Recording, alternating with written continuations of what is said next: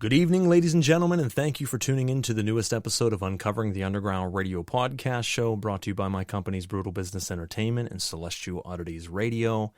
As always, I will be your host on this enthralling and encapsulating journey into underground entertainment, from music to modeling to stars of the screen, from comedy and oddities and everything in between. I am Reverend Frater Crow, and I want to thank you for listening in tonight. Whether listening live, streaming after the fact, or you've downloaded this to your device for on the go, any which of the three is fine, and we do want to thank you for your patronage and support. But make sure you click the like, share, and follow button because it moves us up the podcast community rankings, allows more people to discover the show, keeps you in the loop with new episodes as they air, and gives you unfiltered access to our past archives. And folks, between the three radio shows that I do, there's something for absolutely everyone. Whether it be this show and its underground entertainment and music, whether it be my show Knights of the Nephilim podcast centered around esoteric sciences, occult doctrines, and ritualistic magic and practice, or it be my show Celestial Oddities Pair of Normal Guys, where I am partnered up with Daniel James to talk about supernatural and paranormal topics, discussions, interviews, and just deep diving into metaphysical substance. They are all very rich in substance and very rich in topics that I think you guys will certainly find something that you love. So feel free to jump through our past archives and find something that you enjoy.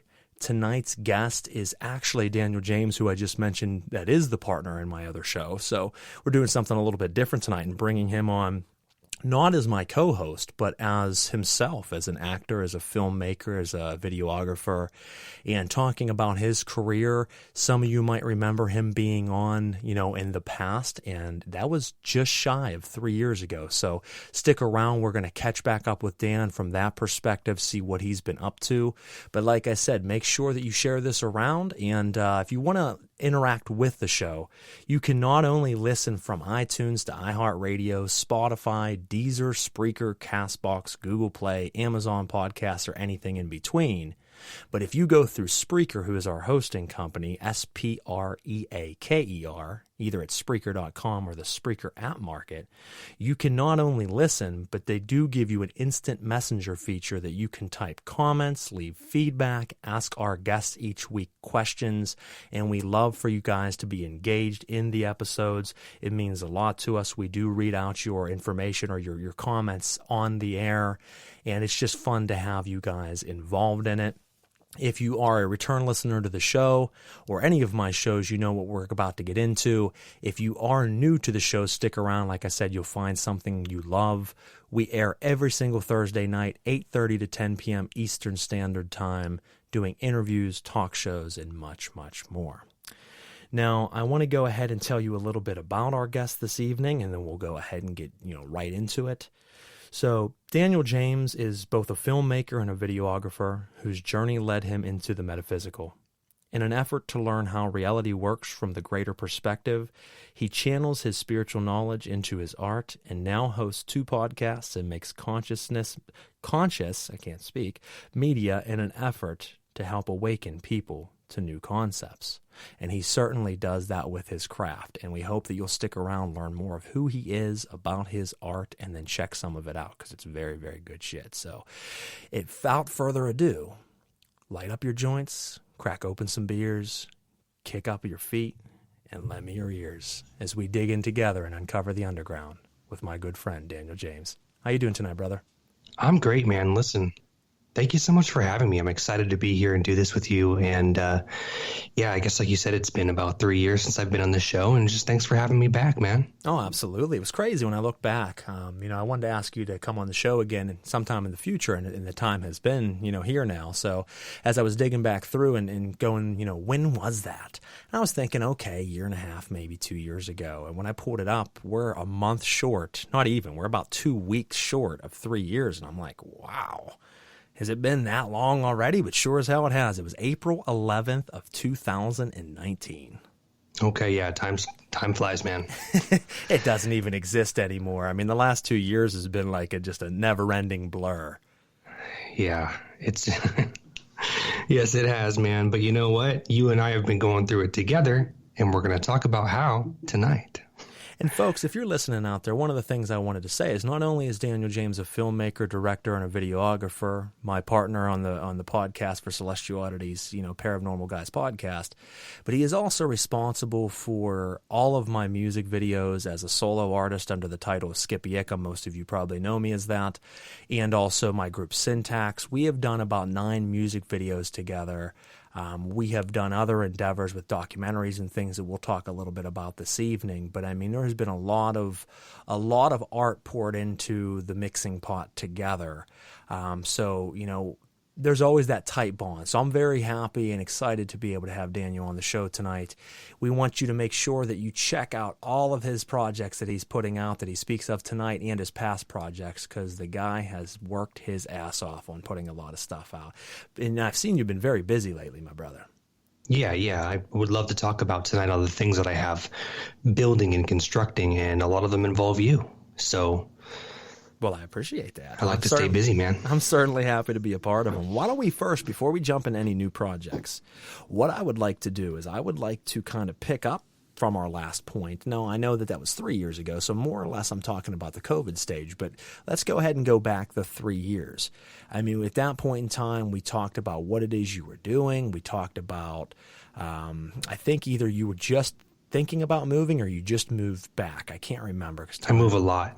You know what? I don't expect you to remember. I don't. Because it's like every year and a half, every 2 years, I am changing states or cities.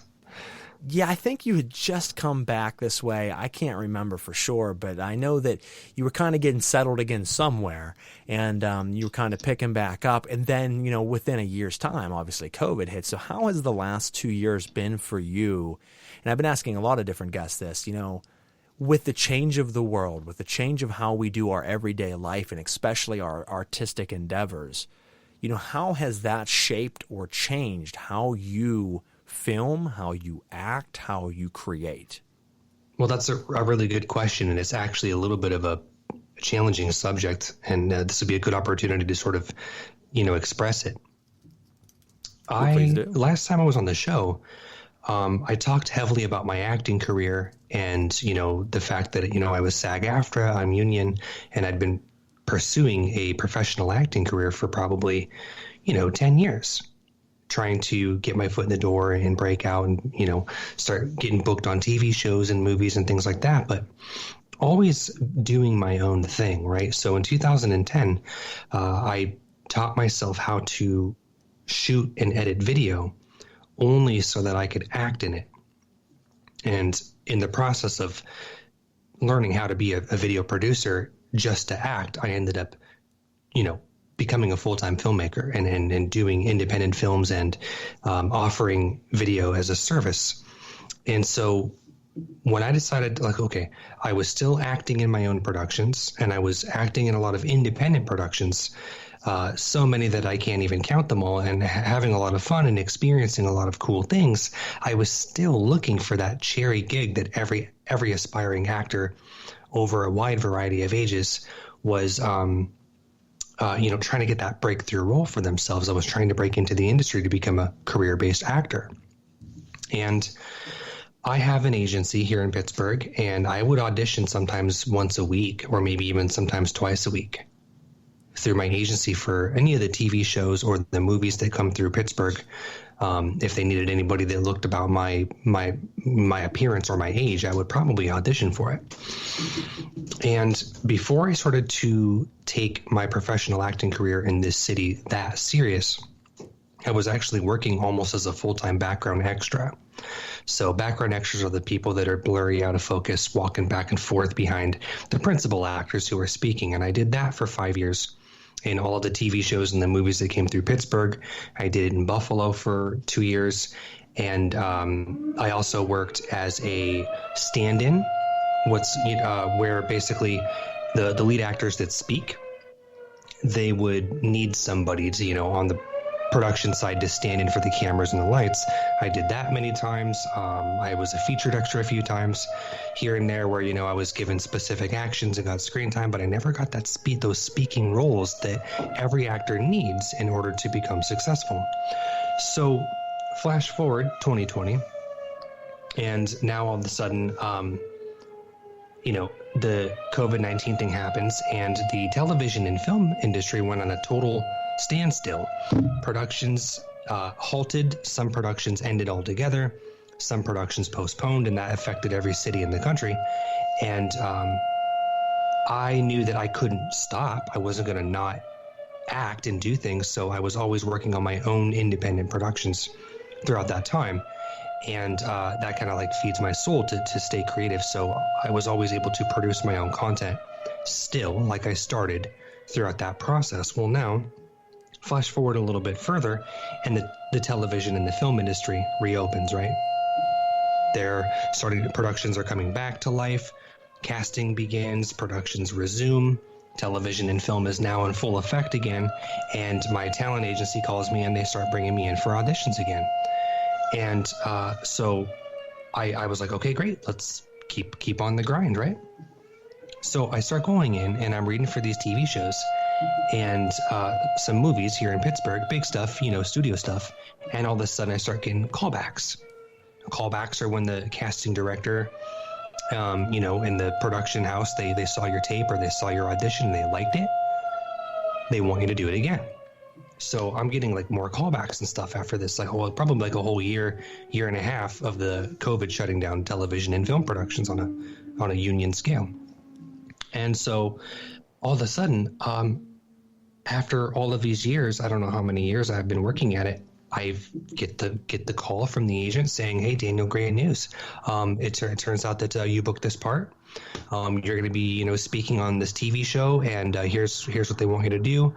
Here's where they want you to be. Here's the process." And I'm like going crazy out of my mind. I'm like, wow, I finally booked my first speaking part on a TV show where I'm going to be like seen, and this could be a big opportunity for me.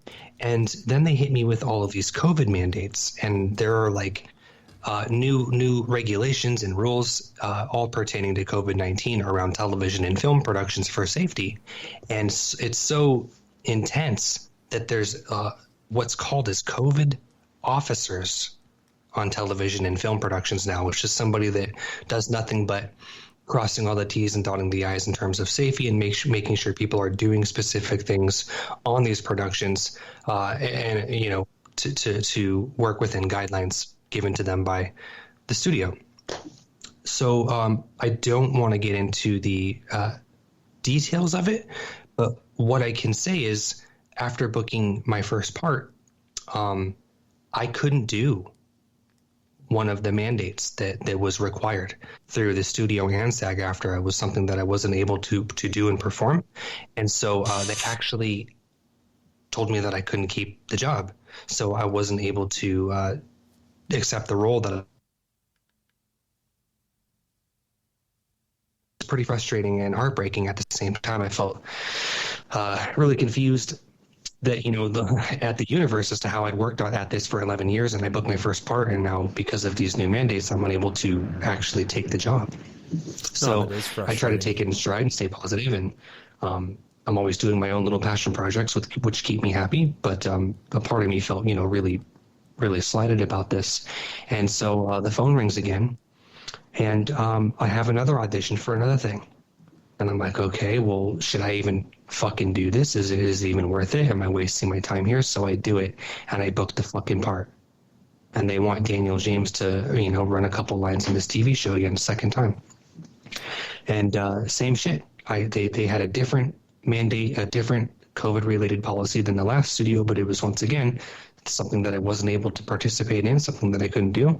And so they said, unfortunately, we'll have to give the role to somebody else, but, we apologize and hope that things change with the rules and the mandates in the future, and best of luck. And I was like, wow, this is really happening. So it was at that point that I realized that these COVID laws were here to stay within the television and film industry. And I was at that point that I kind of knew something greater was at work, taking it back to 2010 in my pursuit of wanting to be a career-based actor. I went to produce my own little indie films and my own documentaries and projects, and I acted in them because I love doing that and wanted to learn how to become an actor. And now that I'd finally earned the opportunity to speak and perform in big union productions, this new thing was now a permanent change in the industry that I was not able to participate in.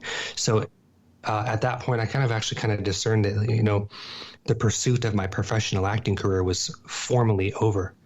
And so when I came to that realization, I was really frustrated and angry, but also not trying to be too hard on the world and too hard on myself, because everybody was negatively affected by that whole thing over the course of 2 years. And a lot of people lost their jobs, and a lot of people still lose their jobs over it. And I'm no different or special than anybody else. But I thought that was a cool opportunity to tell that story here on the show, because the last time I was on this show with you, I was talking about how excited I was to pursue my acting career in the city and audition and what my hopes and dreams were. And so unfortunately, they didn't pan out the way that I had hoped, but I sat down and I meditated on it for a couple weeks. Okay, we're talking about weeks of meditation to soul search as to what it means to kind of say goodbye to your dream career, in a sense, and what that looks like. And so I just reminded myself that when I started doing this in 2010, I was just a young guy with a camera and hopes and dreams to make videos that, people resonated with and provide value. That's why I love being a videographer and a career-based filmmaker, is because I want to provide value for people by helping them tell their stories, because everybody has a story to tell. And that's sort of like my brand image in my company it really is about the story. And this is just mine. It's no less or more important than anyone else's. And so my main point here is that when I realized that I was not going to be allowed to work in the television and film industry anymore as an actor, I decided that, okay, well, I'm just going to go back to where it all started. And I know that I can always produce my own content. That's one thing that nobody can take away from me, is my right and my ability to make my own films, whether or not they're properly financed or have big budgets. They're still my happiness. They're my joy.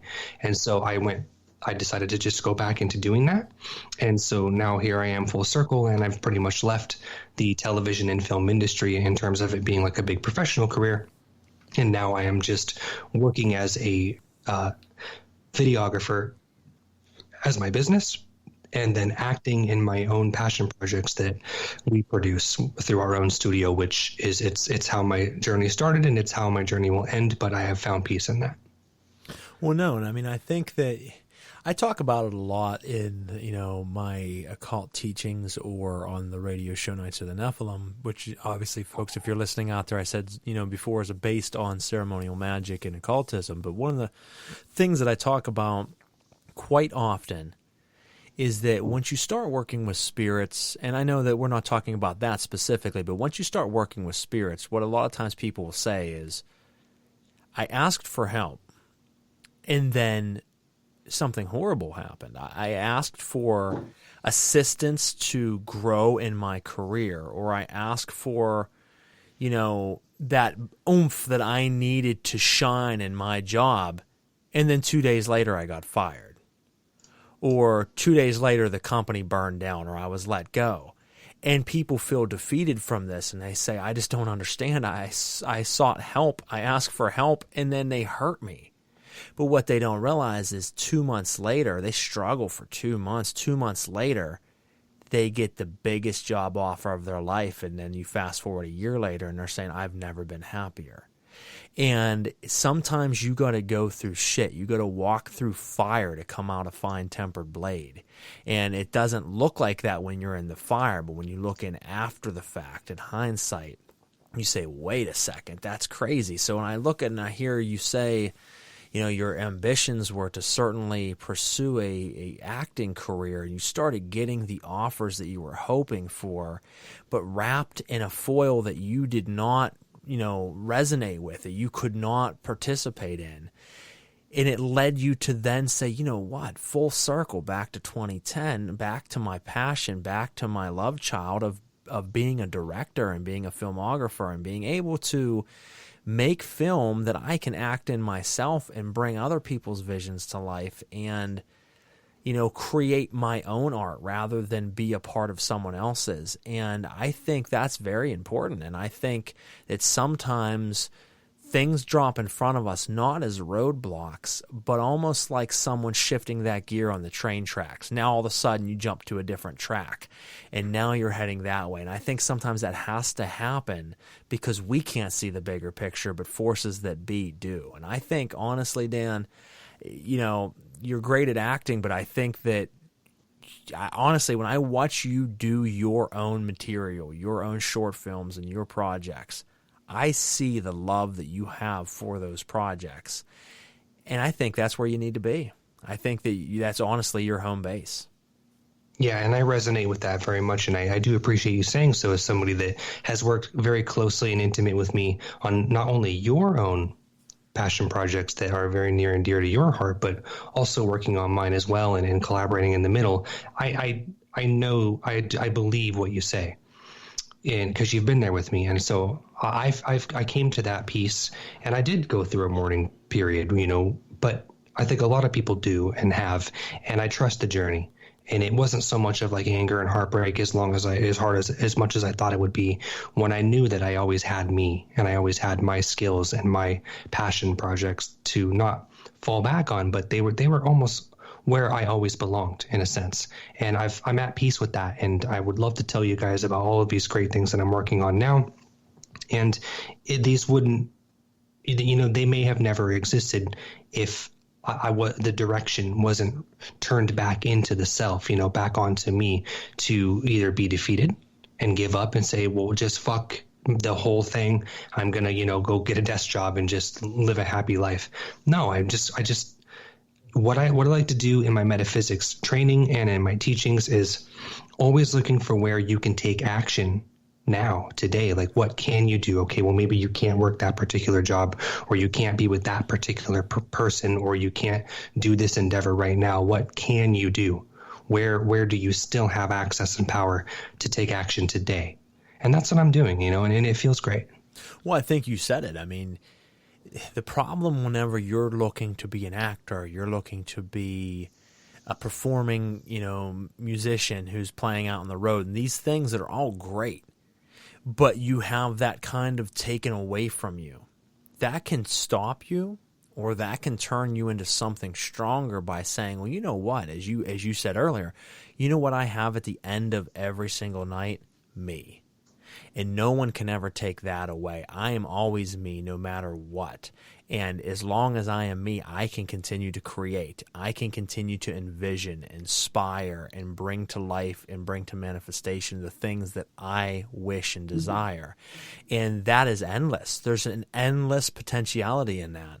Whereas when you're looking to be a part of someone else's production and to be hired for those jobs, you're at the mercy of other people. Now, yes, that doesn't mean that acting in big films is not an amazing thing. It's not admirable to want to chase that. But you are limited by the scope of whether or not they feel that you're the right person for the part, whether or not it's going to plan out how you wanted it to be. Whereas at the end of the day, when you are doing your own company, your own visionary work, you are limitless. You can truly do anything that you set your mind to. And, it's lessons that sometimes, like I said, you have to be thrown into the fire to learn that. I mean, even for myself personally, walking away from music and everything that I really knew in that sense, it was my own choice. But then I went through a regression period of like, you idiot. Like, what did I do? And can I handle this? And that's what I'm known as. And can I be someone else? Then I went through this calm period of I'm okay with it. Then I went into like a roller coaster ride of emotions and feelings. And then it's only in the recent, past that I finally made terms with it. And I am truly happy that I walked away. And I realized at the end of the day, as I was just telling you, I'm endless. I don't need just one outlet because I can make radio. I can do these other things and have passion behind them and still create. And it really put me in a calming place. So like I said, I'm glad that it brought you full circle to where you are now. And I want to jump into some of these projects that you've been working on, because in that time period, you have obviously done several radio shows with me. I mean, we already had the show. I mean, we've released God knows how many episodes at this point of Celestial Oddities, but you have also started and launched your own podcast called That's So Meta, and at this point, you have 24 episodes that I'm aware of, at least, that are out at this point, and you cover a wide range of topics and metaphysical items. So why don't you speak to the fans out there a little bit about that project and what it entails? Thanks, man. And by the way, just to notate, that was very eloquently spoken and well said. Everything you remarked on the journey. You're definitely somebody who's seasoned in going through the emotional process of change, whether that's in business or life in general. So I appreciate that very much. Thank you. And yeah, man. So That's So Meta was like this burst of creation that I needed to have, because I am somebody who not only studies metaphysics full time, I probably study the metaphysics and what I call spirit science for probably 15 hours a week. And then I also teach it in a lot of different ways, whether it's through my films and my web series or private sessions. Sometimes I do one-on-one sessions with people about certain things, which I can actually talk about later as well. So we needed somewhere that we could go to talk about metaphysical concepts, whether it was just one specific subject or have open discussions about our theories in philosophy and spirit science. And so my partner, Lauren, my wonderful partner in business and in life, her and I decided to partner up and make this podcast where it was just casual, two people taking a topic and sussing it out and discussing how we feel about it and what our conscious understanding perspectives are on these things. And so her and I will sit there, we'll take a topic and just talk about it. And every once in a while, similar to your programs as well, we like to have guests. And so with that particular project, we love doing it. However, it's not something we have a lot of time for. So we generally do 1 to 2 episodes a month, sometimes one a month, whether it is an interview, special guest, or we're just choosing a topic that I feel, confident and well-versed enough to give a lecture on, because in a sense, it is often lecture-based. It's been a journey of self-discovery, because I don't know how long I've been doing it. You're so educated in me as your friend that you might know better than I do when I started it. But because we only do 1 episode a month and we have 24 episodes, I think I've been doing it like 2 years, somewhere right around the 2-year mark. And a lot of my perspectives and opinions on even our own topics have changed and evolved, and it's fun to go back and listen to those and keep doing more. So, if anybody is interested in general metaphysics and spirit science, all of my episodes are free to listen to on YouTube. Just my name, Daniel James, on YouTube, and it's That's So Meta. You guys can read the playlist. Actually, there's a title of each episode, so you'll know what that one's about. But oftentimes, we'll go off on tangents and discuss more than the title of the episode. But generally speaking, we're giving a lecture on that topic. So it's a lot of fun. And we have another episode coming up here in about a week and a half. And you've actually, if I remember properly, you launched That's So Meta about maybe 2 months after we did our episode together. So you would actually be almost hitting 3 years, if I'm thinking correctly. That tracks. Because it was, I think, right after the show that we had together, you announced your first episode. So, that's awesome to see time has flown on that. Obviously, not only do you have that podcast, which has great content. Folks, if you haven't checked it out, please go onto YouTube, search That's So Meta, M-E-T-A, for metaphysics, and you will find a slew of great episodes. As I said, right now there's 24 individual episodes out. The one thing that's a little bit different with this podcast compared to my other podcasts or Daniel and I's podcast for Celestial Oddities is that it is not only audio, but it is video. Some people prefer to have that video side of it. I've had people over the years ask me, are you ever going to put video to it? I'm old school. I like to have just the audio for that sense. But I have thought about putting video. The last few weeks I've been putting video on for me and my guests. And even though you guys can't see it, we're watching each other. So I get to look at these beautiful faces of these death metal bands, and they get to look at my beautiful face and temple behind me. And it's been kind of fun. And I was saying to one of them the other week, I said that maybe I should start to do this. Or maybe I offer that on Patreon like all the cool kids do nowadays. But hasn't come to fruition yet. So we'll see what happens there. Now, you have that, and then obviously we have together Celestial Oddities Paranormal Guys podcast. And I'm very excited, brother, for the upcoming third season. What that's going to entail, what guests we're going to have on, what topics will we talk about. Because, folks, we haven't talked about it yet. I mean, we have talked about the launch, but Daniel and I like to, I don't want to say wing it because that's not the case. Daniel and I like to be very real in what we do with our content for the show. We don't get together and for a month plan the topic, compare notes. I do my research, he does his research. We come together live on the air and present it to you together. And a lot of people say, man, you guys really worked hard on this together. No, we worked hard individually and came together as brothers on the air and brought it to you as a well-educated and presented topic. And we love that. But just as that is, that's also the topic. So a lot of people are like, what crazy topics do you have planned for season 3? We don't know yet. And it's not because we don't care to put the time into it. We like to get close to the beginning of the season, ask you guys what you want to hear, and then we dive into that. Daniel and I we'll each pick a couple. You guys pick some. We're going to do it a little bit different this year. 3 segments. We're going to have about 4 episodes of call-ins, 6 interviews, and 6 topics, giving you guys about 16 episodes total in the season, and giving you a little bit of what everybody loves. We love the call-in episodes. It's great to have people call in from all over the world. We've had some just, bangers in the past of wild stories that we love to hear. We keep documentation of this. And then interviewing guests. In the past, you've seen me interview Garrett Dawn. You've seen Daniel and I interview Tim Shaw. Some really great guests on the show. So we plan on bringing you a phenomenal third season.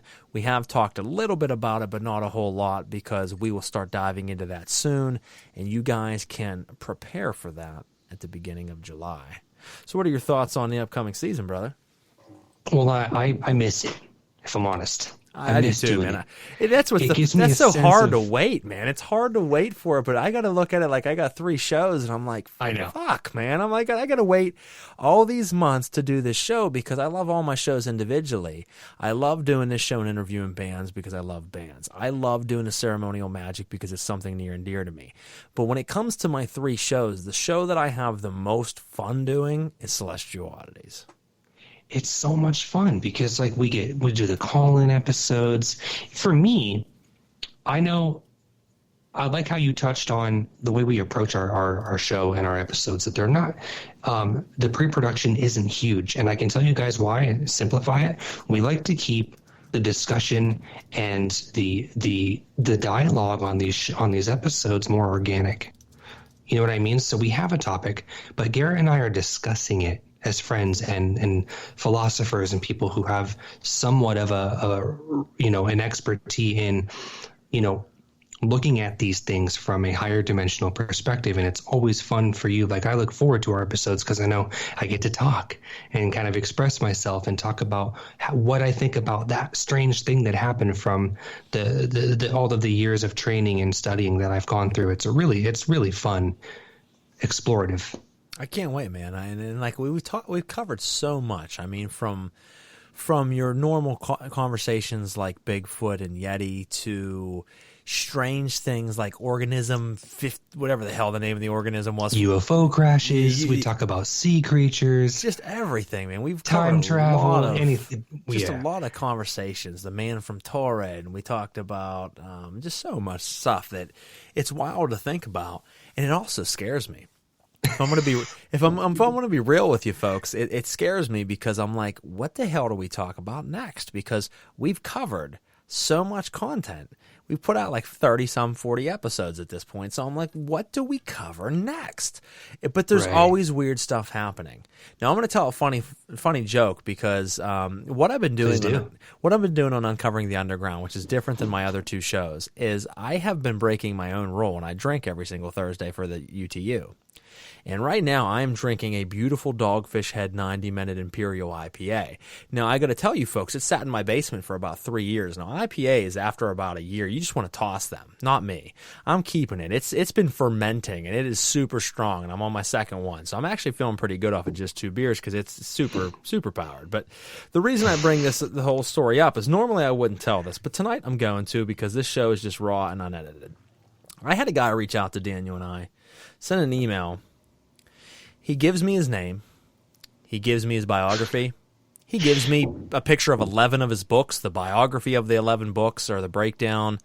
Just a full, electronic press kit of this guy. And I'm impressed. I took me a few weeks to answer him back, but I answered him back and I said, hey, brother, thank you for bringing Daniel and I on, bringing yourself onto Daniel and I's radar. Very impressive background in biography.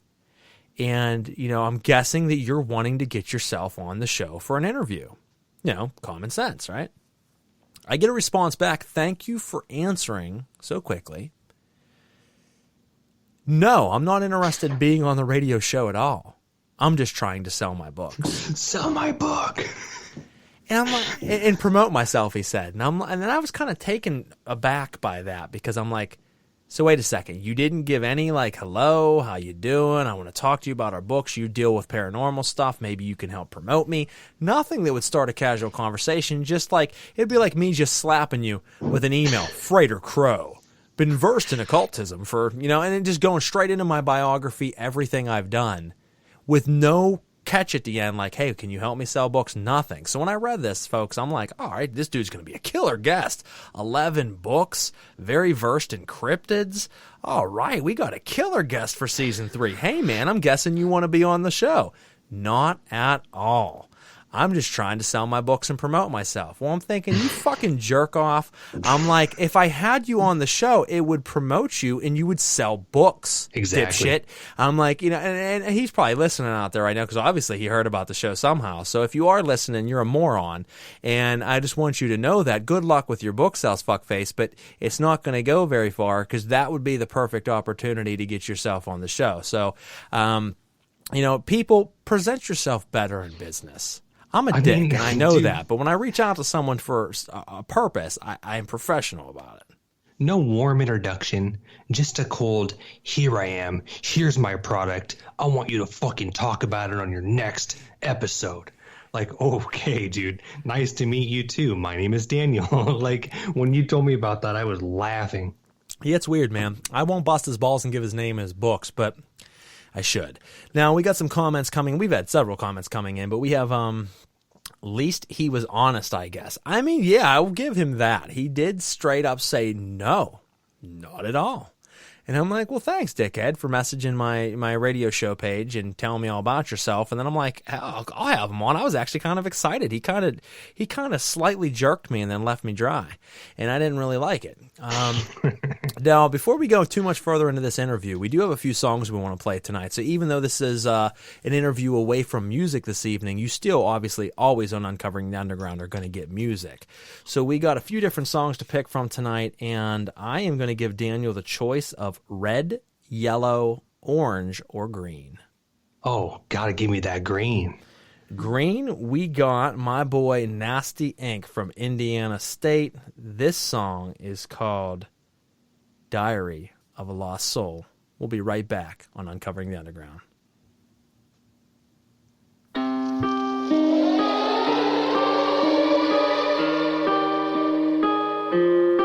Everything is dark around me. I'm lost in the deep end, trying hard to swim, but I sink. Nowadays the shadows follow, and I cannot get away from the hate, away from the pain, and everything in between. So I drink. I don't understand why they tossing me roses. The last thing I remember was calling your phone. Then I woke up in the pool of darkness. I've been talking to spirits, I wanna come home. Where were you when I needed you? Why did you have to let go? I'm sorry if if I mistreated you and made you feel so low. I'm dark and I'm cold, I'm terrified. This place ain't give me no peace of mind. Didn't even get to look in your eyes and say goodbye for a while. Ended it all. This place isn't home. Now I'm all alone. At war by myself in the darkness. And why did you let me pull it? Told me go ahead, do it. Acted like we were just bullshit. All along you were consuming my soul like you was Shang Tsung. And I don't know where you came from. Don't know where you came from. But I'm done, said I'm done. The darkness, it ate me alive. And I let it all take control. You all watched the bitch eat me alive. When I cried, you locked all your doors. I called for help, you ignored it. 2 a.m. in the morning, you silenced your phone. So how does it feel now I'm not coming home? Send me all the black roses, coins for the ride. It's so hard to stay alive when you dead inside. All that I wanted was some peace of mind, but this place ain't home, there's no peace inside. I said all that I wanted was some peace of mind, but this place ain't home, there's no peace inside. Cause everything is dark around me. I'm lost in the deep end, trying hard to swim, but I sink. And nowadays the shadows follow and I cannot get away. All right, and we're back on Uncovering the Underground Radio Podcast Show. I'm your host, Reverend Frater Crow, and tonight we are hanging out with my good friend and podcast partner on one of my other shows, actor, filmmaker, videographer Daniel James. And that song you just heard was my good friend Nasty Inc., and that was Diary of a Lost Soul. We had some comments coming in saying, great choice, Daniel, and this song's killer. We have someone saying Nasty is a good dude, and he is. I met him at a festival, never heard of the dude before in my life. It was in Indiana State. I drove 7.5 hours to go play this festival, and I met the dude, liked him instantly.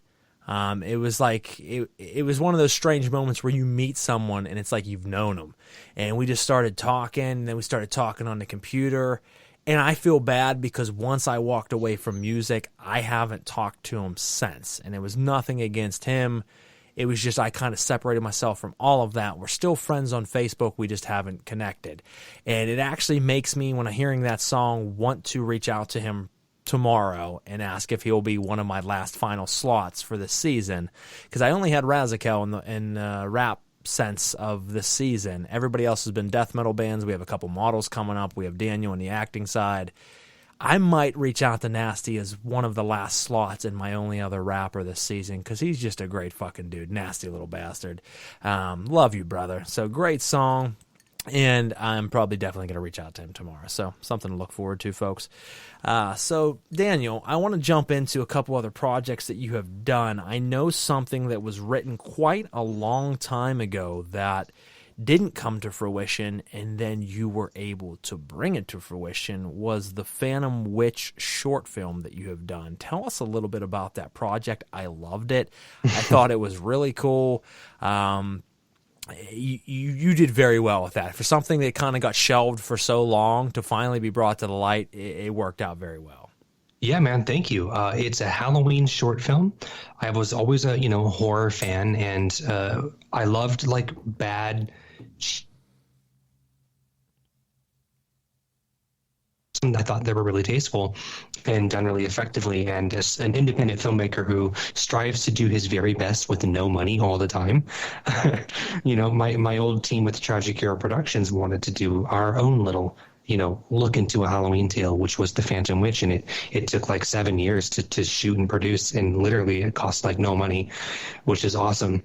And we finally put it out for Halloween this last year, October, and it's already been accepted into 2 festivals, and it's in consideration for 3 more.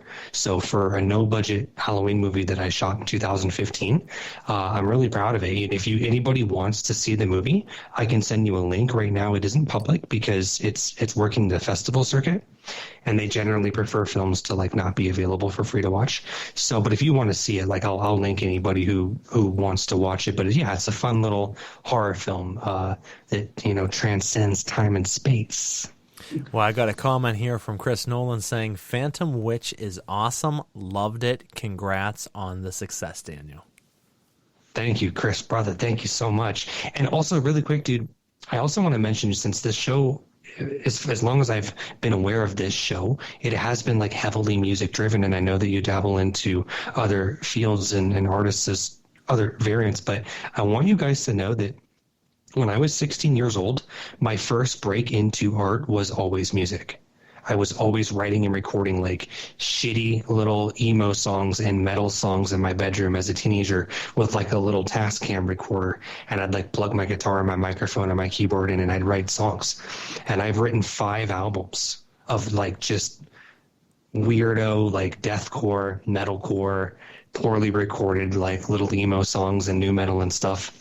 And music has always been like a core fundamental anchor into all of my self-expression. So as now I am into my mid-30s and I'm working as a videographer, I don't play in bands anymore, but I've been in 3 deathcore bands where I was like the vocalist of like metal bands.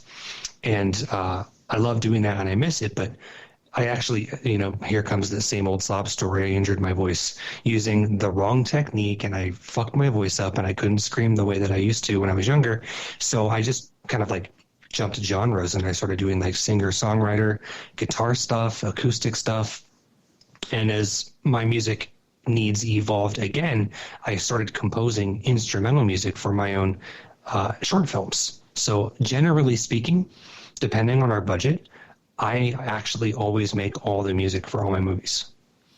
Well, I was just going to say that you do all the scoring and music for your own projects. So even if you're still not in the band, in a band any longer, you're still doing music most people would never be aware of. So that's great. I love it. And I actually want to let you know, I haven't told anybody this, but I'm writing a song right now just to do a music video for it. And I don't know how you feel about this, bro, because like as long as I've known you in music, we've never talked about this musical genre. But I'm writing a trap metal song because I want to see if I can. And it's called Red Pill. And I'm writing the song and the lyrics just so that I could do a fun music video for it. I'll send it to you when it's done.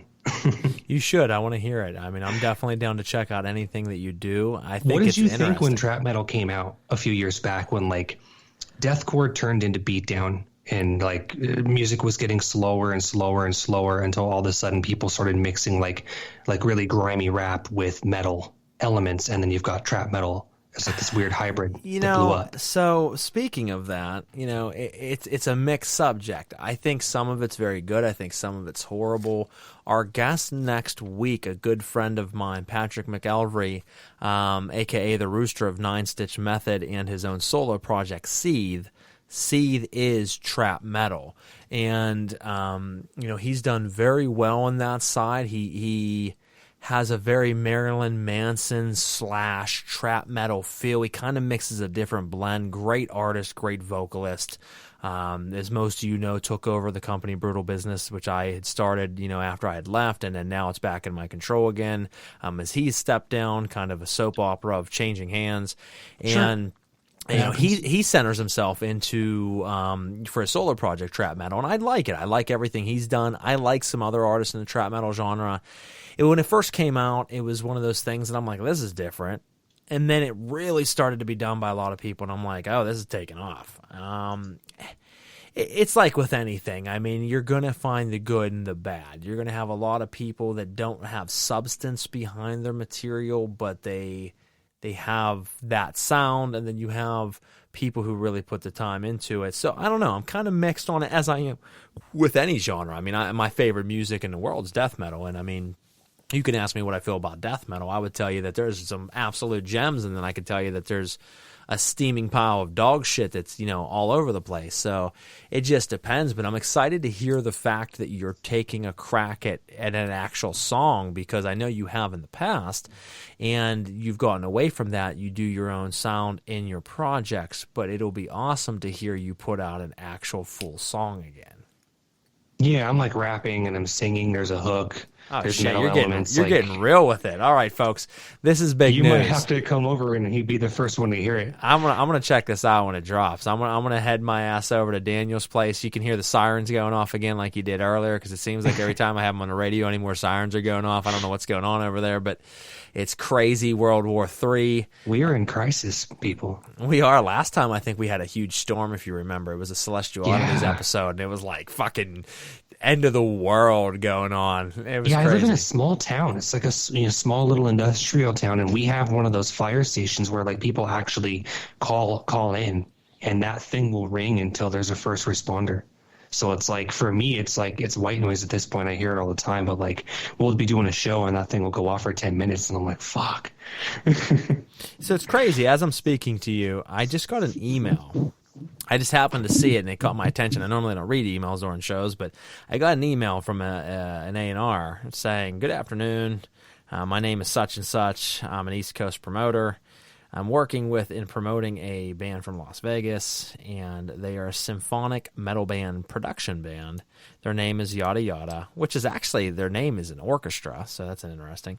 And it's saying they're looking to be signed by a label, and I'm reaching out to you to see if you have interest in signing this band. Now, I don't at all, not even in the least, but I do appreciate your email, and I'm going to check these guys out and see what they're about.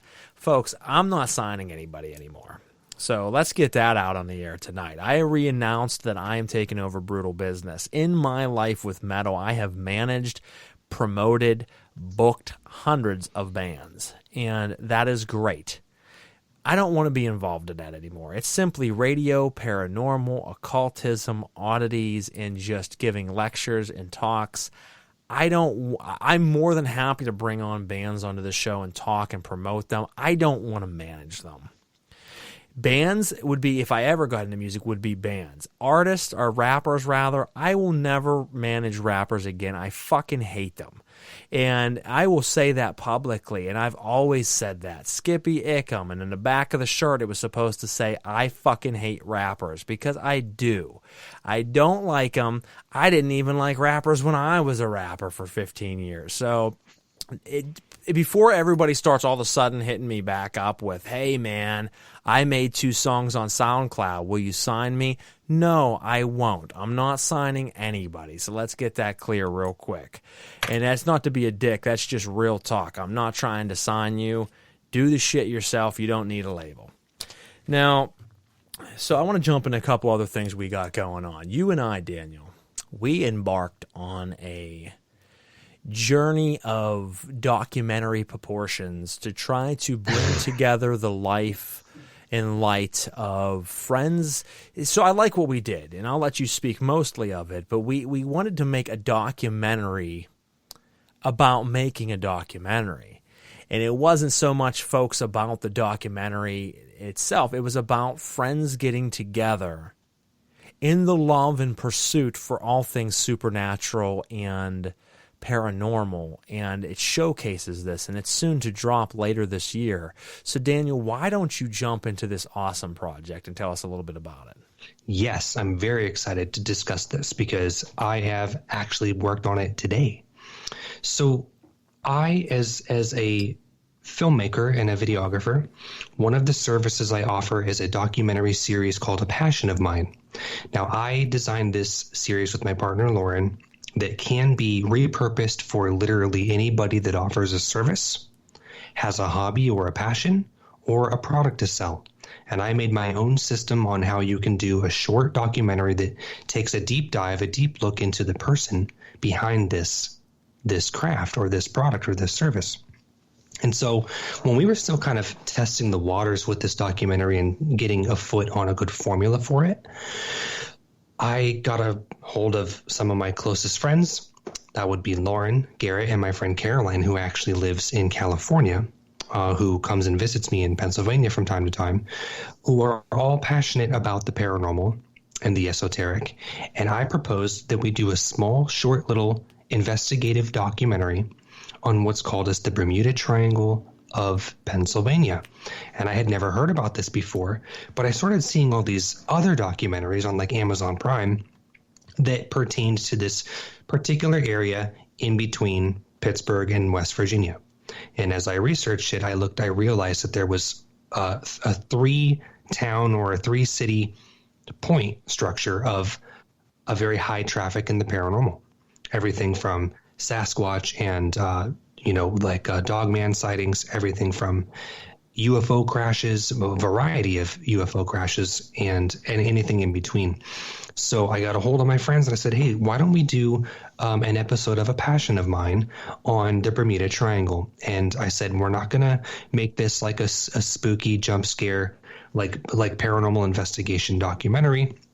I don't even really know if I want it to be horror or anything like that. But I said, let's really not structure this so specifically as a filmmaker would, but go out to this area for a couple days and walk around, talk to the locals, and kind of investigate the area, be in the energy of these paranormal encounters, and see what happens. And we did just that, guys. We went out there for just maybe 2 days, maybe 2-3 days, and we shot a documentary about the Bermuda Triangle of Pennsylvania. And I won't spoil it because the documentary is being worked on right now. I've hired a cartoonist who's doing custom animations and cartoons for the documentary. And they're actually really tasteful. They're really sweet. They add a really powerful element to the film itself, which when we set out to do, I really didn't have a total vision on what I, as the filmmaker behind it, wanted it to be. I let it evolve. I let it organically grow into something special. And now I've hired a cartoonist for this thing, and it's become far greater than I ever imagined it to be. And I can't wait to release it and show everybody because it's really, really cool. There are 4 hosts of this thing, and each of us have our own little moment, our own little spotlight, something to add to the story. And I won't say any more, but I'm very proud of it, and I had a blast doing that with Garrett as well. And my goal is to actually release it online here at the end of April. I was very excited to do the project. When you reached out to me about it, I was excited about what it pertained to, being a part of it, the content, the getting out there and really diving in. As all of you probably know, I am a longtime paranormal investigator, obviously an occultist and ritualist. So to get to intermingle with spirits or anything of the esoteric, the paranormal, is a major, appeal to me. And this was a fun excursion. This was a fun trip amongst friends. We got to go out. We got to explore the woods at night in an area that is very active. And it was funny because when Daniel reached out to me, I had known about the Pennsylvania Bermuda Triangle because, I had watched a documentary a few years back that talked about the fact that there was a set of hillscape and mountainscape around the Pennsylvania area that leads into West Virginia and some other states that has a very high amount of activity of sightings for Bigfoot, for alien visitation, for unexplainable phenomena, for ghosts and the paranormal, and for cryptids. And we're not talking like 5 or 6 occurrences. We're talking hundreds over the last few decades, all in one little set area. And when Daniel reached out to me, I'd always wanted to get out there and investigate it as I investigate all over the East Coast. He said, I want to do an investigation on cryptids, and I want to do it on aliens, and I want to do it on this area. That was something that even though I had a passion for, haven't gotten to do because most of the free time I do get is end up being into the paranormal as far as spiritual or ghosts. So it ended up being just a phenomenal project, guys. So make sure when Daniel drops this, you check it out, you share it around, you give it all of the publicity and promotion that you can give it. It's going to be a fun little project, and I can't wait to see it. Yeah, man, absolutely. It's being worked on. Like I said, even today I was proofing cartoons and animations from the guy I hired to work on this, and it's well underway. And I'm excited to show you guys. And I have a few more things I actually want to mention as well in terms of what's coming. One of those I'm particularly excited about is, I know we keep talking about Celestial Oddities, but that's because, Garrett and I are good buds and we love doing the show. We're going to do a formal commercial, an advertisement for the launch of season 3. And I've been really pushing to do this and get it done because as somebody who does video as a service, that's my means of income. one thing that I tell my clients and I tell anybody that acquisitions me to do video work for them is that having a strong video representation for your product or your service is one of the best things that you can do in terms of marketing and advertising. It's just that one familiar tool that everyone needs to see, hear, taste and touch before they really can anchor into like, okay, well, do I want to listen to that show? Do I want to buy that product? Do I want to hire that person? They want to see, is there a video? So we're doing a formal commercial for Celestial Oddities, and we're going to have that ready to launch with season 3. And we have people commenting, I can't wait to see it. And I can't wait. And they were talking about the documentary. I can't wait to see the documentary. I can't wait to do and see the commercial, folks. Because as Dan said, it's going to be a strong anchor for the show itself, not only for season 3, but for the past seasons and future seasons to come, giving you background on Daniel and myself, giving you an overall cadence of the show. And it'll be that visual that people need, because there's a lot of people, and I'm going to get to a question for Daniel a little bit later on, and for the folks that listen every week, they know what I'm talking about. That's going to really get down to what kind of person you are, what kind of person our guests are. You have people that are more hands-on. You have people that are more visual stimulated, and that's an important thing. You can have a song that's phenomenal, but if you don't have a music video to it, it's a flop. You can sometimes have a song that sucks, but the music video will get you by. But if you mix a great song with a great music video, that gets people there. The visual stimulation does something to the human reptilian brain, and we're going to give you that. So to your little monkey lizard minds out there, if you're listening, we're going to give you the food that you need for season 3, and I absolutely can't wait for season 3 to come. Now, before we go further into this, we have about a half an hour left, so I want to jump into a second song this evening. And Daniel, since we already picked green, your choices are red, orange, or yellow. I'm really vibing with orange right now. Orange. So we're going to go with This Is the Wild and Free, and this song is called Band-Aid. We'll be right back on Uncovering the Underground.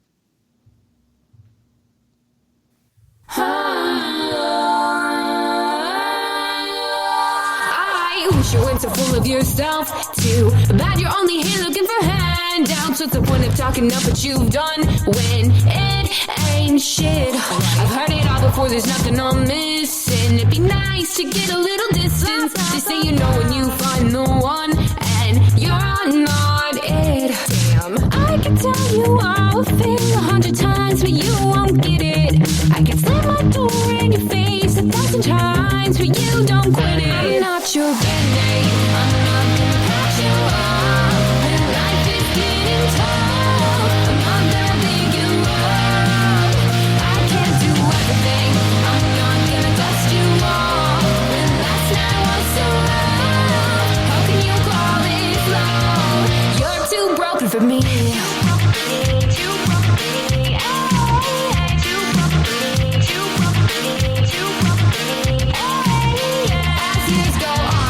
All of the details of my life the way it's always meant to be. Well, you try and clean yourself up, and it really shows how thankful I am for what you've done.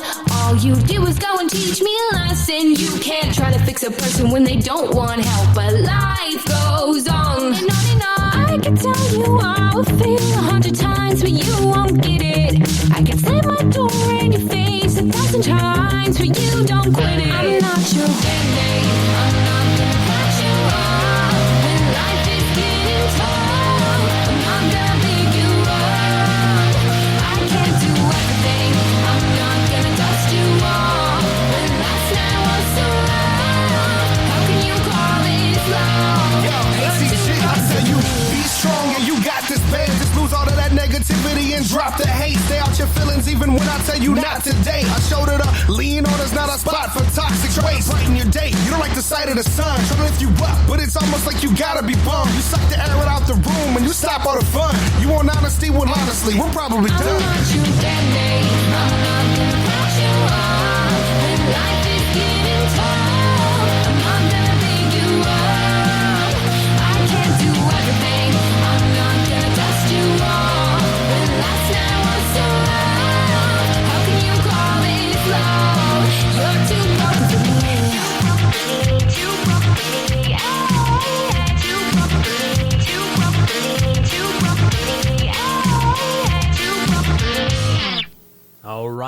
back on Uncovering the Underground, and that song was Band-Aid by the band The Wild and Free. Now, they were on a couple years ago on the show as well. We have some messages coming in saying, not a bad song, good message. I absolutely love that song. I love her voice. I was very happy to have them on the show as well. They had 2 songs that they shared with me, I think, maybe 3, but I think it was 2. And both songs were hits. When I heard them, I'm like, wow, you guys have a sound that could definitely become huge. And I think they're better than a lot of really big artists in their style and genre. I don't know what you would call that, pop, alternative. I don't know. I'm not good with that type of shit. But so when people hear me say I love that song, they're like, you love that song? I'm like, absolutely. Folks, you'll never have me figured out. I listen to extreme death metal and grindcore. I listen to alternative. I listen to rap. I listen to R&B, and I listen to classical like Beethoven. I love it all. I'm a fan of music. And that right there was a hit, and that was Band-Aid by The Wild and Free. Go back and check them out on a past interview. Maybe I'll get them back next season and get to see what they've been up to. If they're still around, I'd have to check out. I believe they are, but when you talk to so many different artists, it's hard to keep track of what everybody's doing in life. And it says, I might have missed that episode, so I'll check it out. You should, bro. I don't know how many years ago that was. And that's what's wild. I look over, folks. We have released 232 hours, not counting this show. So we'll say 234 hours once this is done, putting in some work. And, you know, I look at that and I'm like, that's all I've done. It's kind of a love-hate. I'm like, you know, I look at it like, yeah, that's a lot, but then I'm like, I got so much more in me. I mean, I'm going to give you guys hundreds of more hours of just bullshit. So stick around for it. It says, we are 2 peas in a pod with music for sure. I agree, man. I appreciate the comment.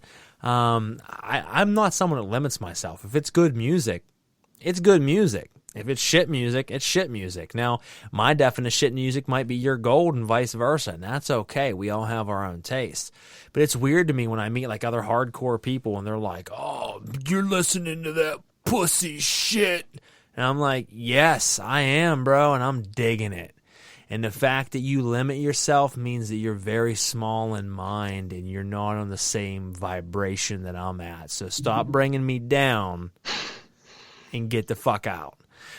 So, you know, that's what you got to do with people like that. Now, let's jump into it, Dan. So we got some other things that you're working on. You just released a short film, very alienistic kind of seeds of consciousness, different planetary originations of life. I don't know how exactly to explain it, but I loved it. You know, tell us about this recent short film.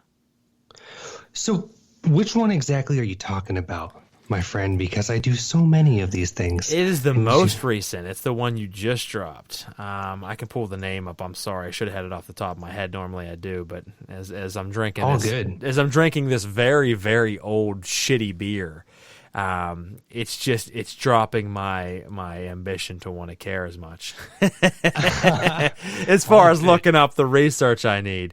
No, let's look. It is, oh, come on, damn it. It's the one you did. It has the girls as the aliens. And oh, you're talking about Made of Love. Yes. Okay. See, now that was a really fun project because I was hired to do that. That was a commissioned job that somebody hired my company, The Moment Imaging, to make for them. And it's right in my wheelhouse. So like when we were talking earlier tonight about, you know, my breaking into the television and film industry as a career-based actor not panning out, well, the other thing that I love doing is making films and telling stories. And I'm happy to do it for other people. But this guy hired my studio and basically said, here, I have this idea. I have this concept. I want you guys to bring it to life and you can write the script and you can direct it. But here's kind of like my idea. You guys do the rest. And I said, say less. Okay. Say less. So he told us what he wanted. and we built him this music video. So it was like this house club, like dance song, like, you know, like good vibe and energy, this really gorgeous girl singing and stuff. And it was his favorite song. So this guy hired me to do like a metaphysical journey about healing to his favorite like house song that's like 20 years old. And so it's called Made of Love, and it's free to watch on YouTube. And that's the name of the song. So the name of the movie is the name of the song. It's more or less a music video, but it's a whole production. Like I had to build a wide variety of depictions using stock footage, and then I had to shoot a whole storyline in addition to that. So I mean, we did the whole thing. We hired actors. I played Reptilian. If you guys have ever heard of reptilians, I will tell you real quick, they're not all bad, they're not all evil. They do exist. Some are good, some are bad. I played a good one. But it's a journey. It's a healing story about the planet and the galaxies in the universe, and it's a sweet tale. So go check it out. It's called Made of Love on YouTube. And thank you for bringing that up. I'm very proud of it. I think it came out really well, and I got paid a lot of money, so I couldn't be happier. No, I hear you, man. It came out to be a good project. I like the background and essence of it. One of the actresses that you had within the video is going to be a soon coming guest on the show, which is the model Miss Red. We had her on a few seasons back, or a couple years ago. I don't know. It all blurs. But we had Miss Red on a while back, a couple years ago. We're bringing her back, folks, on May 5th to talk about her career, which has really launched over the last couple of years. Happy to see people really, launching where they're at to where they're at now. And she's been doing shoots in Las Vegas and California and other countries. It's been pretty wild to see the change of what's happened for her. And she was in Dan's recent project, as he just mentioned. Yeah, Miss Red and I, we became like acquaintances and friends, and we've been working together. And I actually really get along with her a lot. And I did a wedding film for her and her husband last year. It was absolutely beautiful, and it makes me cry when I watch it. And I'm actually doing another video for her, probably, to be honest, maybe by the end of the month or even in April, where she's having us shoot something for her. So Miss Red and I, we're connected. That's what's up, man. I would love to say the same. Me and Red were friends for a long time. We don't talk so much anymore because the problem was that we are like brother and sister, head-butting, fighting, just biting and scratching. And I have a lot of love for her, but sometimes you just got to be like, all right, we don't ever get along on anything we talk about, even though we do care for each other. And I think she's great. She's a great model. She's great in all of the art that she does, the photography and editing, and just an overall great person. I can't wait to kick it with her again for the first time in a while. But, it's just one of those situations where we always butt heads. So I'm like, I just steer clear of the confrontation, but I look forward to the episode. So I'm happy to hear that you're doing that.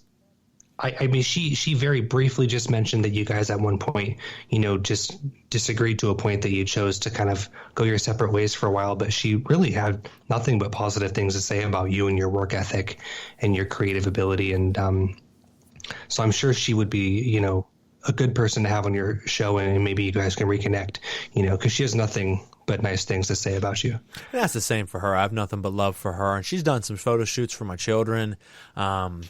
Done a phenomenal job. I mean, honestly, when it comes to photography, she's one of the best around that you can hire, and she does a great job. And I'm always working with her on projects. But yeah, it'll be great to get to spend an hour and a half kind of catching back up with one another, even if it's only for that hour and a half. I hold no qualms against anybody out there, but it's nice to connect with old friends, even ones you can't get along with. So much love to her, and I'm glad to hear you've done some projects with her. Now, as far as other things you're working on right now, what are we expecting from Daniel James coming up in the near future? Yes, thank you for asking, and I appreciate you giving me.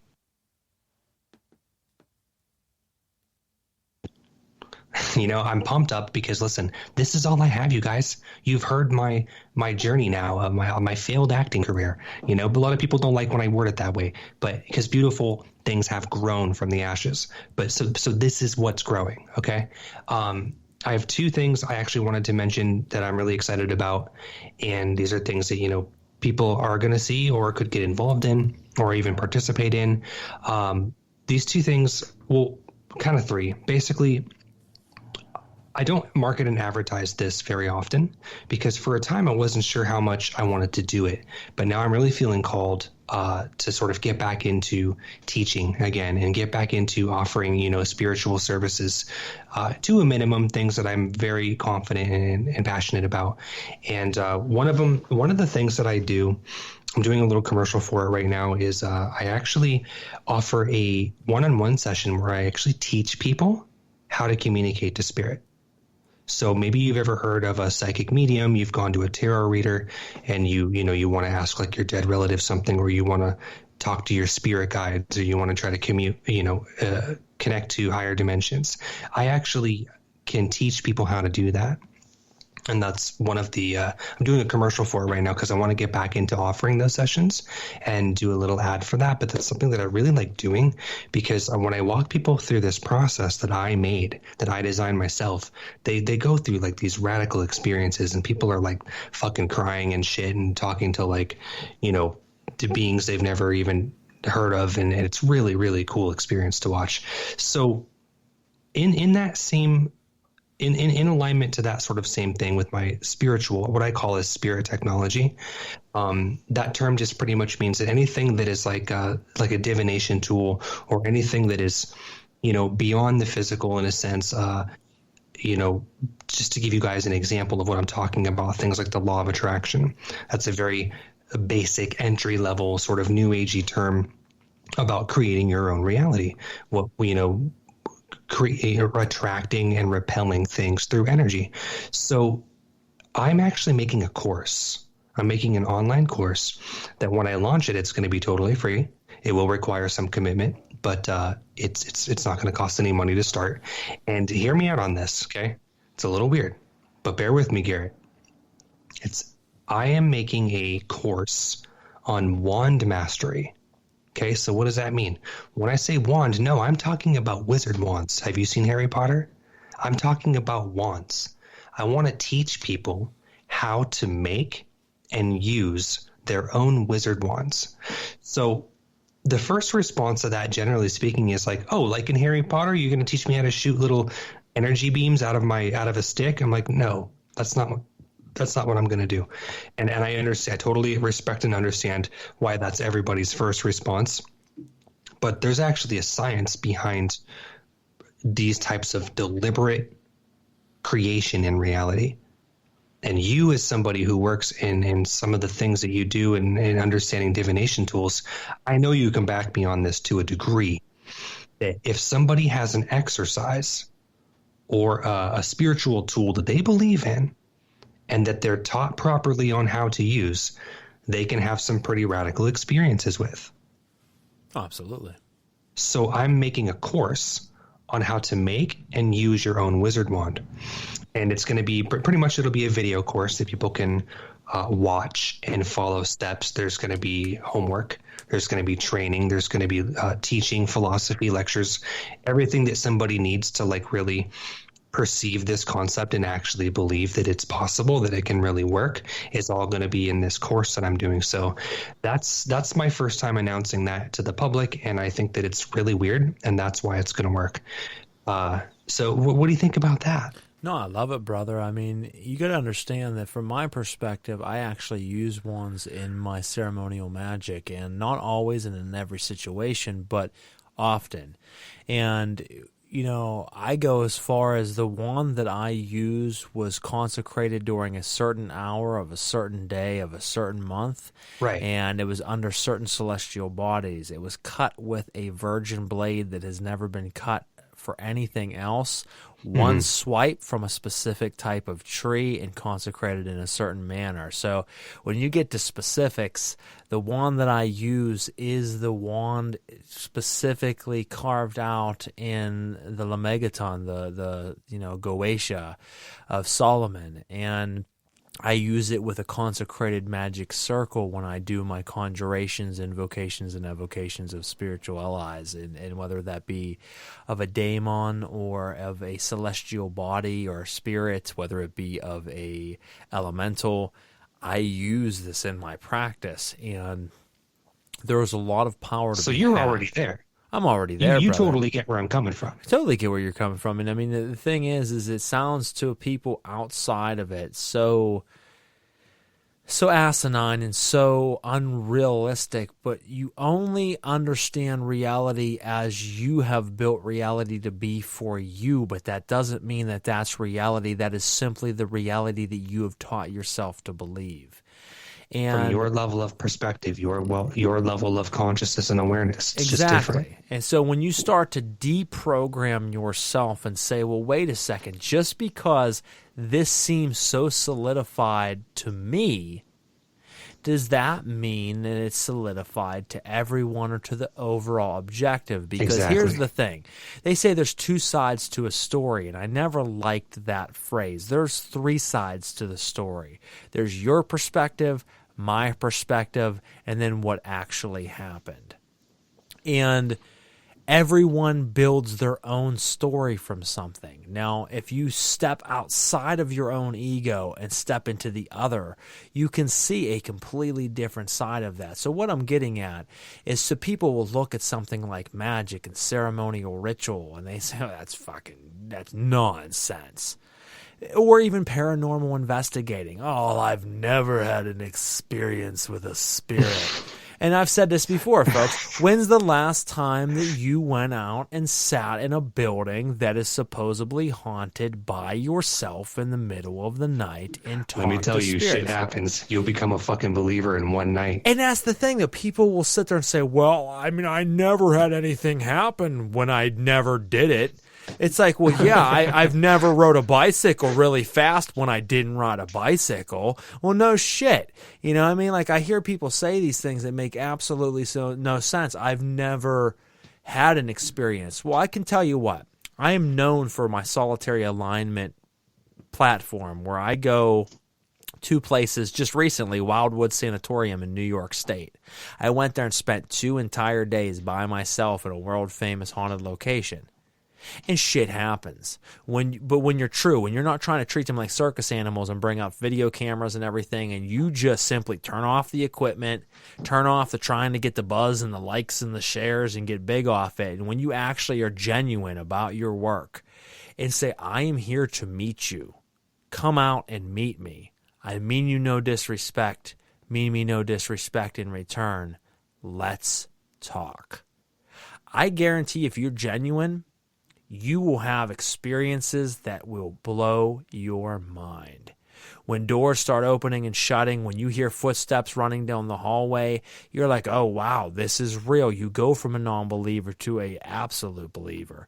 When you learn to do a discipline, not just random acts of paranormal phenomena, and you actually find a scheduled, disciplined program where you can use these tactics to summon and conjure spirits and use wands and use tools that help tap into metaphysical energy, then you can learn to break the system of reality that you believe is real and start to pull forth energy that you didn't believe was possible.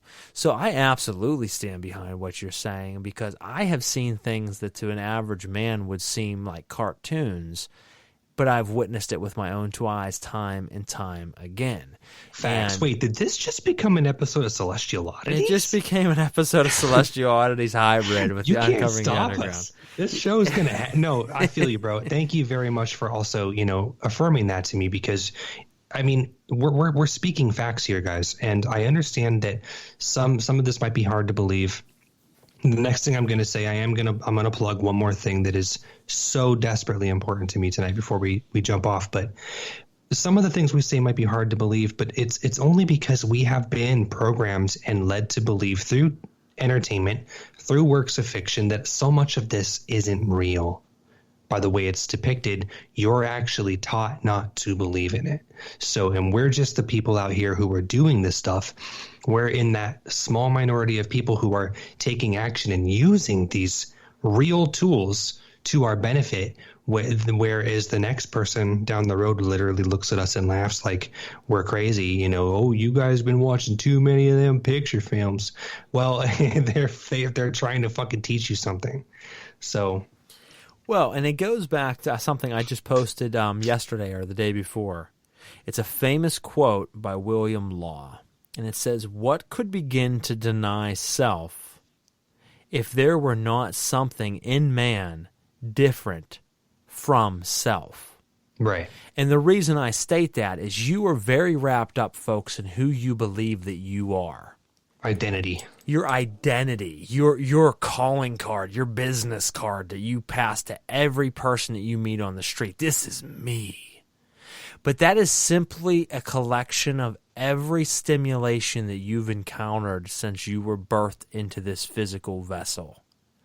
You have been programmed every which way to be able to figure out who you think that you are, and you stand by that. But when you start to defragment that and actually realize that that is simply a character and you're something beyond that has been brainwashed to believing you're that, then you start to eventually wear that as just a costume. I am Frater Crow, I am Garrett Jagaman, I am ICKUM, but those are simply costumes that I wear for who that I really am. And when you start to look at that and start to defrag yourself, then you can start to look at reality different and how you've lived and what you believe and what is truthfully out there. No more programming, no more letting anybody else tell me what reality is, but letting me discover what reality is for me. And when you open the gates, you allow things to come through, because when you lived in a closed-in yard, you're only going to experience your yard. But when you open the gates, there's an entire world out there. And if you don't believe spirits exist, sit down and invite them in to talk with you, because they do. And you will find a world that is much beyond ours. In fact, Kabbalistic theory says that what you have seen and experienced in this reality is simply 10%. You have seen 10% of the overall 100, and in this 10% is 10% of darkness. There is 90% of light beyond the veil, and that is the world of spirit, the astral. And we haven't really tapped into only but portions of it. So we don't want to get too deep with that, because we want to wrap this up with our last two famous questions, and then I'll finish this out with a song, but something certainly to think about, folks. Daniel, if you could put every single moment that you've poured into acting, into video, into all of your artistic endeavors, if you had all of that time back to pour it into one other passion of yours, what would it be? It was the last thing that I wanted to plug. If you are listening right now, go to storyofoma.com, and that's Oma, O-M-A. Story of Oma is the culmination, it is the pinnacle, the trinity, the triad, the triune. It is the crescendo of my entire career in music and film and acting. It has all been leading up into this one project that I've been trying to create for 20 years. So to answer your question, the story of Oma. So the website is storyofoma.com. This is the true story of what you would understand as Star Wars. Okay? Everybody has heard of Lord of the Rings. Do you want to know what? Lord of the Rings is based on a true story. It's based on the continent, the geographical location, the society of Lemuria, parts of Agartha, parts of Atlantis. That shit's real. Okay, and the writers and the creators of those stories, they're actually given this information to put into the collective consciousness, and that's why these movies have some of the biggest budgets in the world, because that money is coming from somebody that wants that story told for a reason. Okay, so go back to George Lucas, Star Wars. The original Star Wars trilogy was one of the most influential works of sci-fi in the history of cinema, and they're still doing Star Wars today, and some of it's not great, and some of it's better than the original, in my opinion. But Star Wars, like Lord of the Rings, was based on a real thing, a circumstance, a person, a place, a thing. Okay, Star Wars was based on a real galactic conflict called the Orion Wars. Okay, also leading up to the destruction of Tiamat. All of this information exists. You can research it. You can look it up. You can email me and talk to me about it. You can ask me questions. But to answer your question, it's Story of Oma. I dig it, man. I mean, there's a lot of depth there. There's so many secret hidden keys out there that if someone is only willing to find them can unlock doors within themselves and within this world. And that is certainly one of them. Another one is the Urantia book or Urantia. If you haven't read the book, I suggest you do so. It gives you a glimpse into channeled information. They don't know who wrote the book.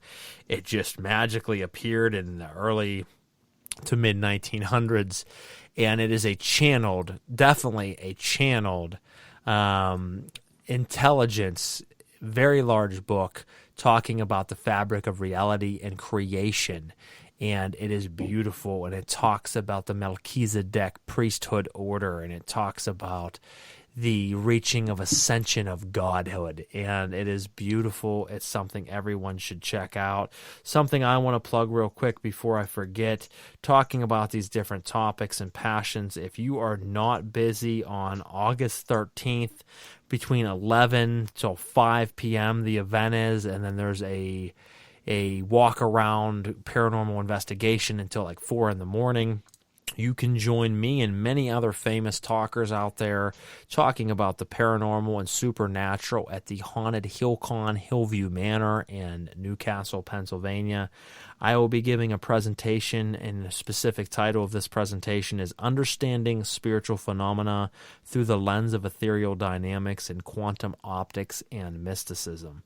And I'll be diving deep into how you can control your consciousness, how you can tap into spiritual currents by using your consciousness, and what paranormal activity really is. And I am not, and I repeat, I am not going to make friends at this convention, folks.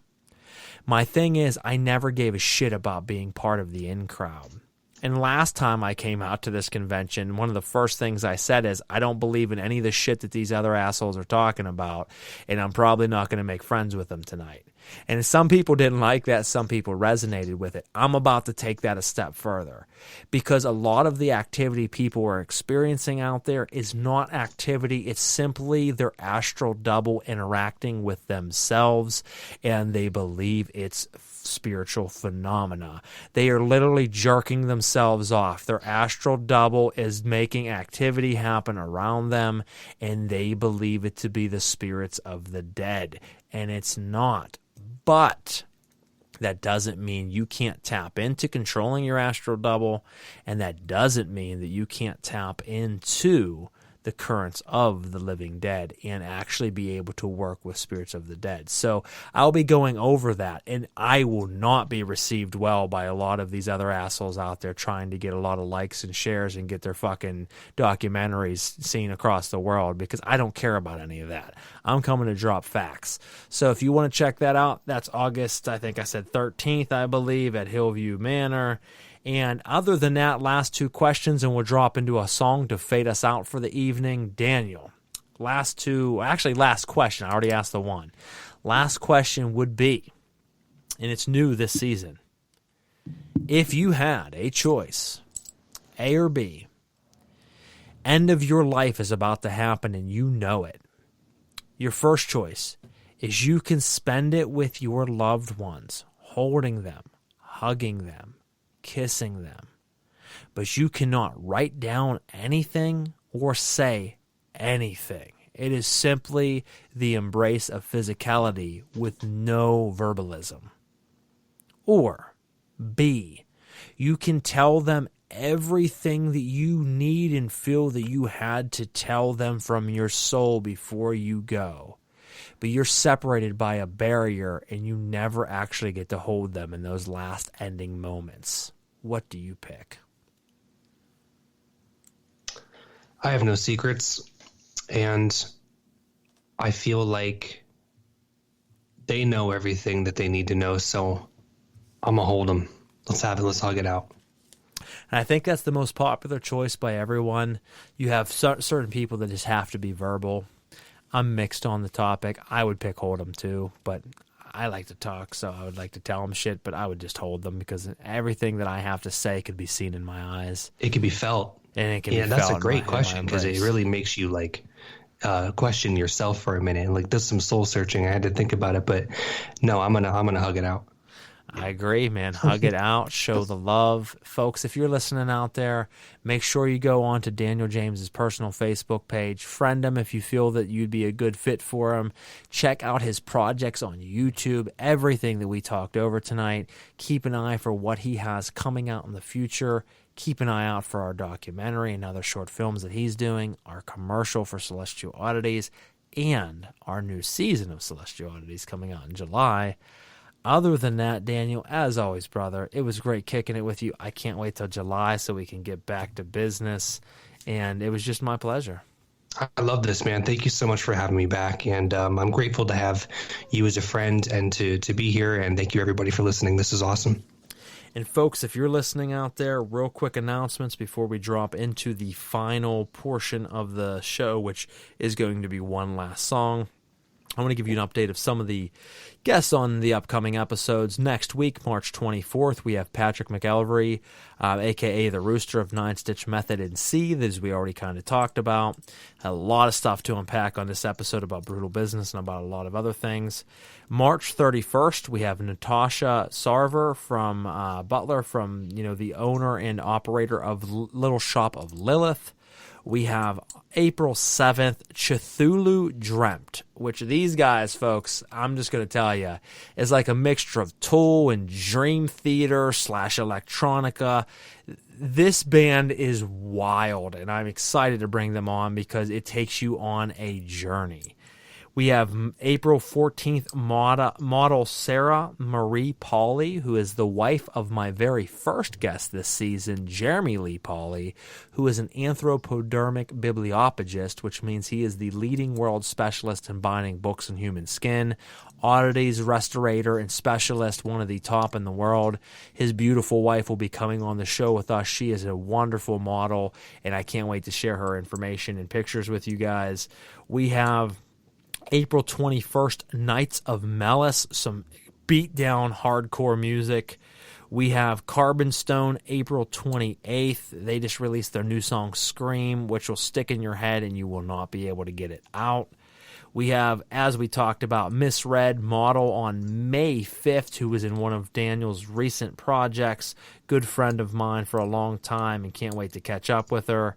And then we have Aracabra, May 12th, and The Fall of Me, May 19th. And I have a couple other announcements coming soon. So it's just a wonderful lineup coming up. Other than that, I want to thank you for listening in this evening. If you have any suggestions of what you want to see us do differently, people you want to have us, interview on upcoming seasons, anything of the sort, you can message me at celestialoddities@gmail.com. Again, that is celestialoddities@gmail.com. You can leave posts or messages on the Uncovering the Underground Facebook group page, or message me personally at Frater Crow on Facebook. I answer daily. I'm always going to get back to you. Be watching out for Knights of the Nephilim and Celestial Oddities radio shows coming up in the next few months. And other than that, I am going to finish out with one song that I absolutely love. This is Brian Genovese, Till You Come Back to Me, only on Uncovering the Underground. Thank you guys, and we'll catch you next time on Uncovering the Underground. Daniel, much love, brother. Big love.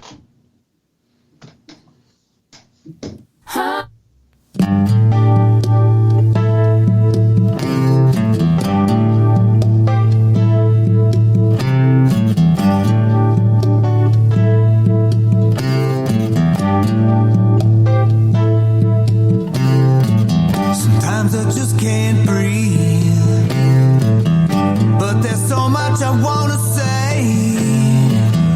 Now I'm trying to bite my tongue so I won't bite you. I wanna walk right up to you, cup your face in my hand, let your eyes burn into me so I know you are mine. I know that you're too good for me,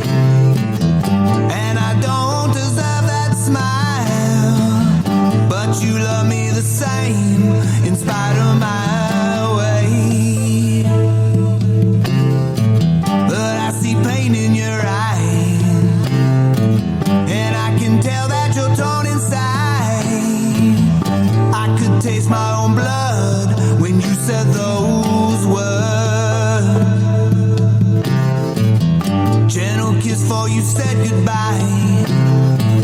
You wipe my tears, but they'll never dry. So I'll be here till you come back for me.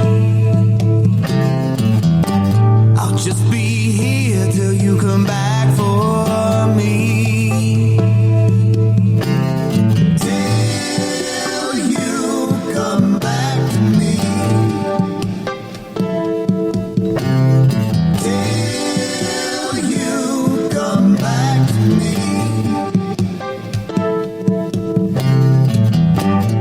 All I have left is me. No one cares and it's plain to see. Without your light, I'm just alone in the dark. The pills don't even help me sleep, and whiskey makes me wanna fight. I thought the days were long, but it's worse at night.